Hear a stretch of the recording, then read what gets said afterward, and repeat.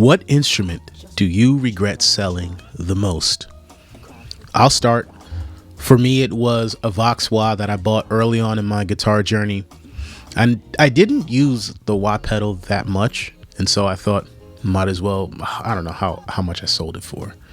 Maybe $50, $60. Might as well get rid of it.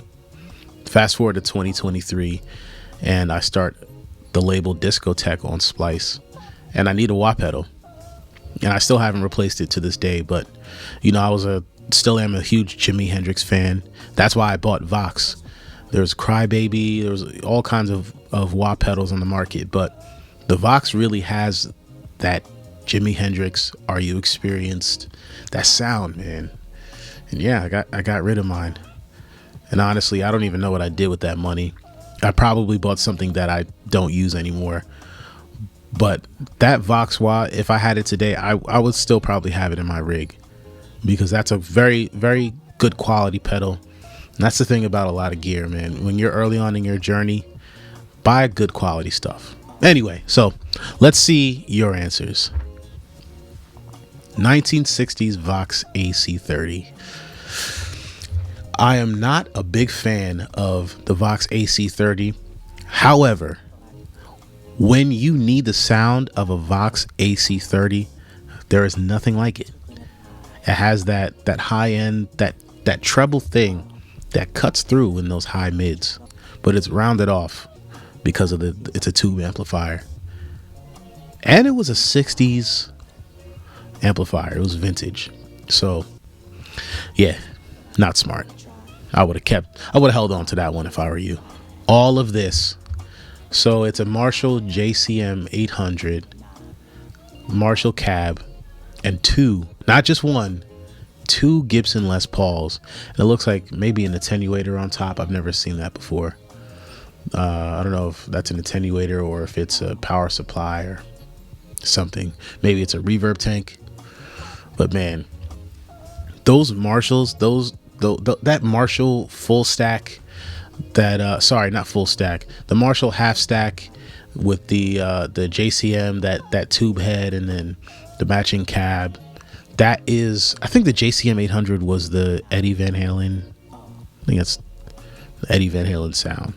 I'm pretty sure it's like a late 70s, 80s kind of thing, but nobody does that overdriven distortion, that hard distortion like Marshall. And I became a fan of Marshall amps mainly from listening to AC/DC. And I know Angus Young didn't use the JCM 800, but to me there's a similar kind of sound there. And it's just that full body rock and roll, man. There's nothing like it. The way it breaks up, it's still articulate. You know, you don't have to drive it all that hard, and you just get that, man. It's a heavy sounding amp. And then you had two Les Pauls. My first guitar was actually an Epiphone Les Paul. Epiphone Les Paul Special 2. Very first guitar. The neck was a little bit thick, but man, I had a connection with that. That's what I learned on. Probably shouldn't have got rid of that. Pretty dumb. But who knows the situation you were in. People sell gear for a bunch of different reasons. Fretless G&L bass, all black ebony fretboard, a stunning beauty and a great player. Yeah, shouldn't have done that, man. Fretless G&L. And I've learned that G&L, I think they dissolved recently. They're no longer a company. Man, I want to know what you sold this for. Couldn't have been worth it. My parents sold my first ever drum set. I did not want to part with it. Again, there's something about that connection you have with your first instrument or even other instruments early on in your journey. There was a guitar that I sold. It was the Squier Jagmaster. It had a very short scale, but I'm sure I could pick that. And I sold it to a couple friends. They still have it. I'm sure if I went to their studio today, it would just be sitting in the stand. You know, I know they use it, but I sold that for, it was a $250 guitar. I sold it for a guitar pedal, actually. It's pretty funny. But I'm sure I could pick that guitar up today and just fly. Like, I was so fast on that guitar. And it just felt good playing it. I miss it. But the guitars I use today, the ones you could go to my shorts, I love those. I have the Sterling Music Man AX30, and I have a Fender Strat with a humbucker in the bridge. I'm cool with those. I don't buy guitars very often. My 73 jazz bass, forced on me by unemployment and eventually homelessness. Nevertheless, selling it still bugs me 30 years on. That is very unfortunate. A 73 jazz bass. I mean, I love jazz basses because they're so versatile, and you had those vintage electronics and the vintage pickups in it. I'm sure that thing sounded incredible. What I love about my jazz bass is that I put flat wounds on it, so you can really get a thick, almost P bass like sound from the neck pickup, and then you go back on that bridge pickup, and you can get a very thuddy Jocko kind of sound. Yeah, jazz basses are amazing. But I hope selling it puts you in a better place. I hope you're overall in a better place now. I'm assuming that you are, because you're on Threads talking about it. And I hope you got another jazz bass, but I know nothing will replace that one. When you get that one, you can't replace it, man. 1994 Made in Mexico Fender Strat Plus. I gotta talk about the Made in Mexico Stratocasters, man. The Made in Mexico Stratocaster was so underrated. The electronics that came in them and the pickups were kind of decent, but they were very easy to customize, and that was the best part. I put Texas Specials in mine, and I put the Seymour Duncan, I believe it's an SH4. Sounds great.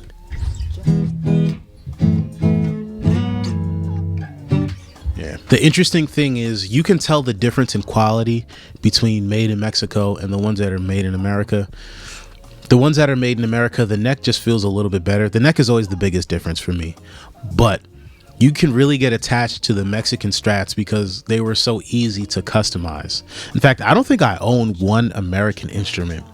I have a Made in Mexico P bass, Made in Mexico jazz bass, and a Made in Mexico Stratocaster, and I just customize all of them.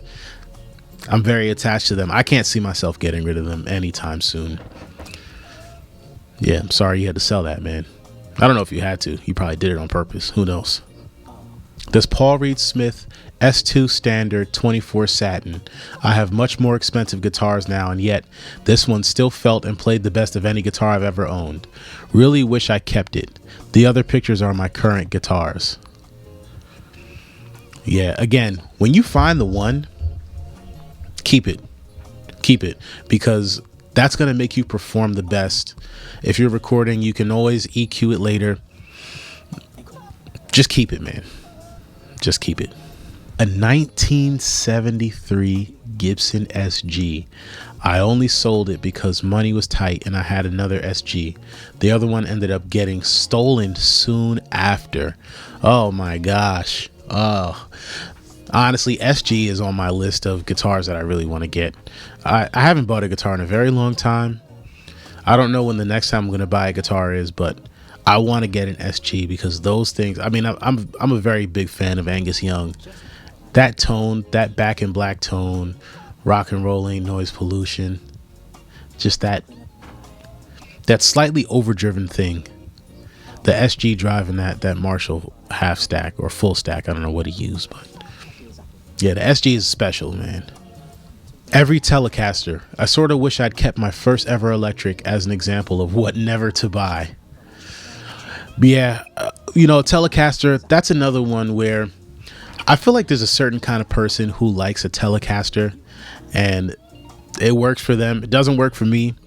I know Prince played a Telecaster. I know Telecaster is big in country music. I know it's known for having that twangy thing. Telecasters are cool. I think Mike Stern, jazz guitarist, uses a Telecaster. Telecasters are cool, but honestly, if I had a Telecaster, I would have sold it too, and I would have got an SG. In fact, if I had multiple Telecasters, I would sell them all. You know what? I would sell them all to get that robotic SG that came out like 15 years ago, where it tuned itself. Yeah. I sold a 12-string Ovation Balladeer to pay electric bills in my early 20s.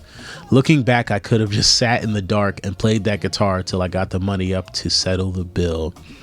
Yeah, you should have sat in the dark, bro. A 12-string Ovation.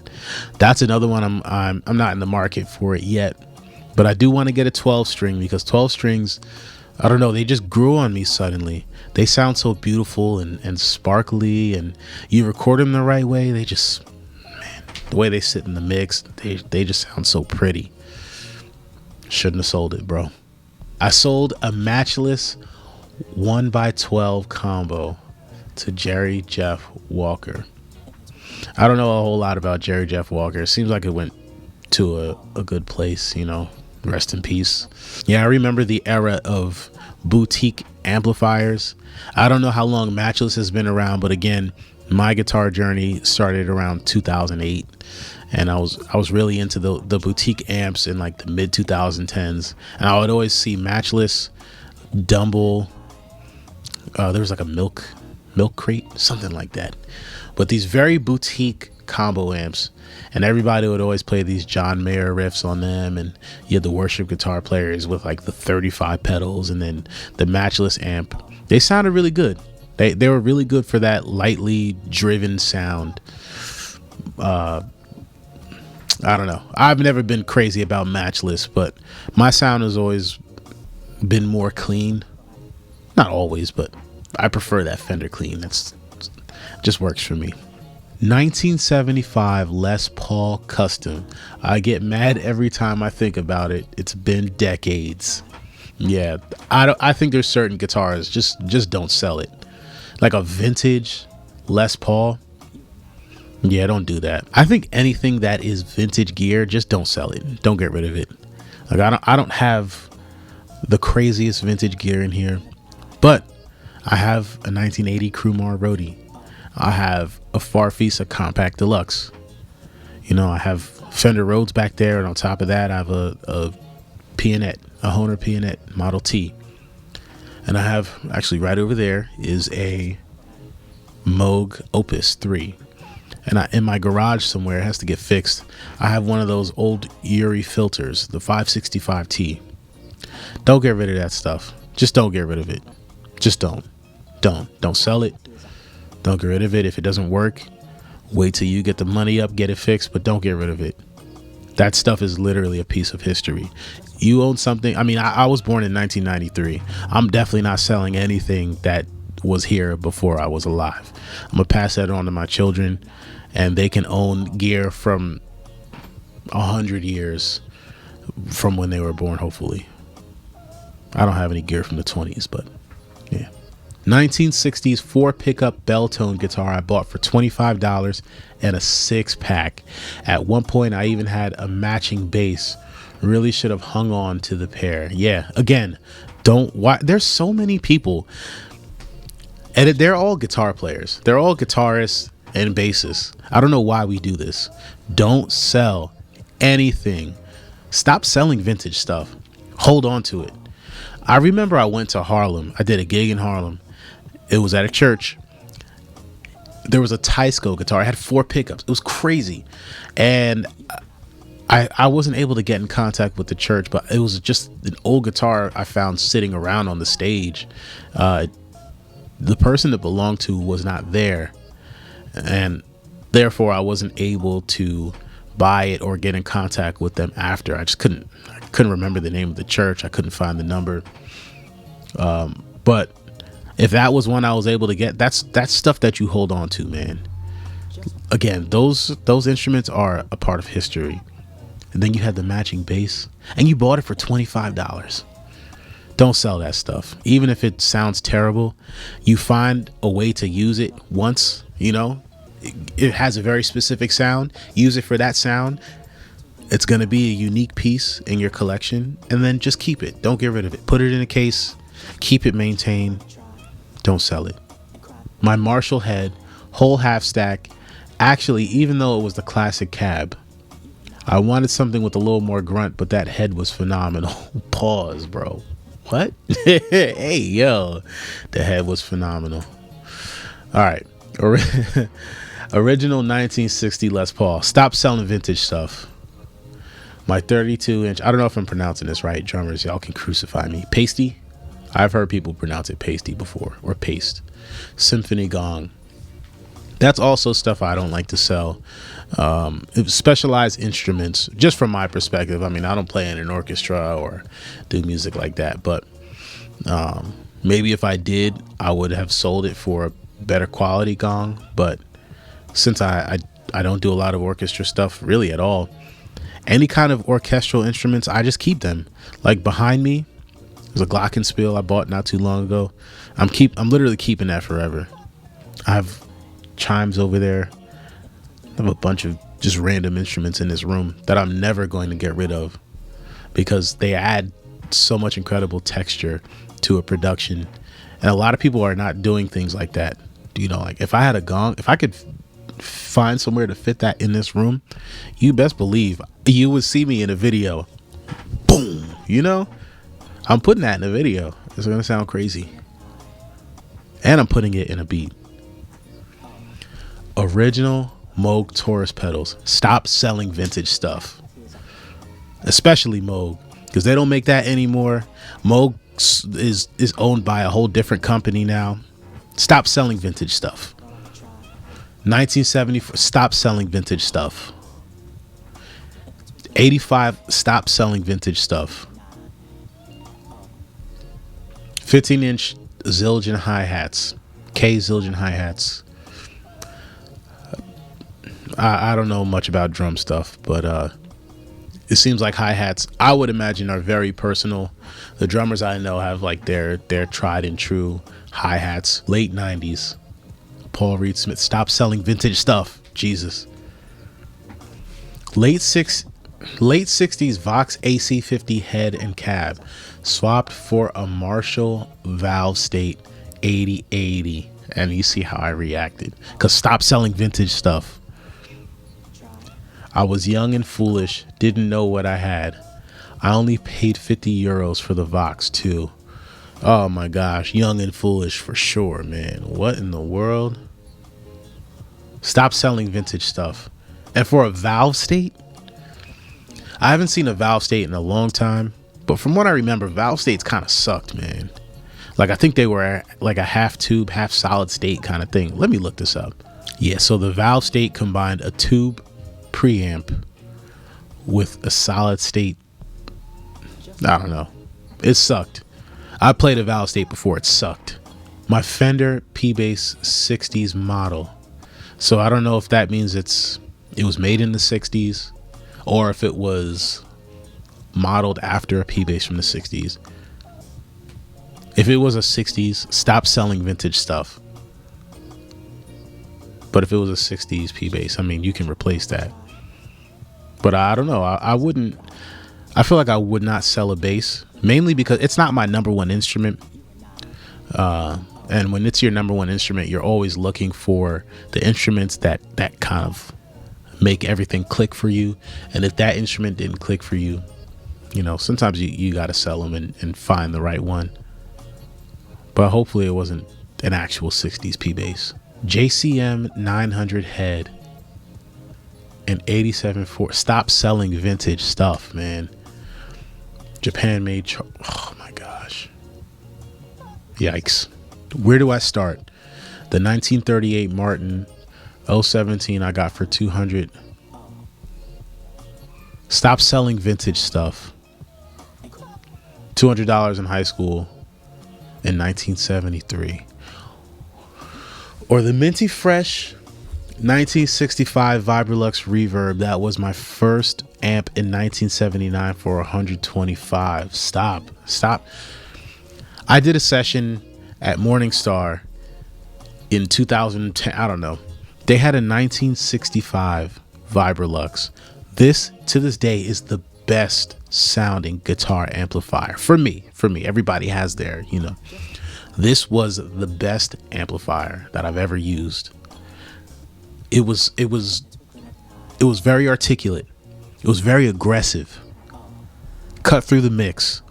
Still had that body that a Fender amp has. This was the best amplifier. It was a 1960s Vibrolux, and you sold one of those. How about the 1959 Telecaster? That was my first good electric for $700 in 1980, or the Tweed Vibrolux I got for 150. All water under the bridge, my children. You sold 2 Vibroluxes.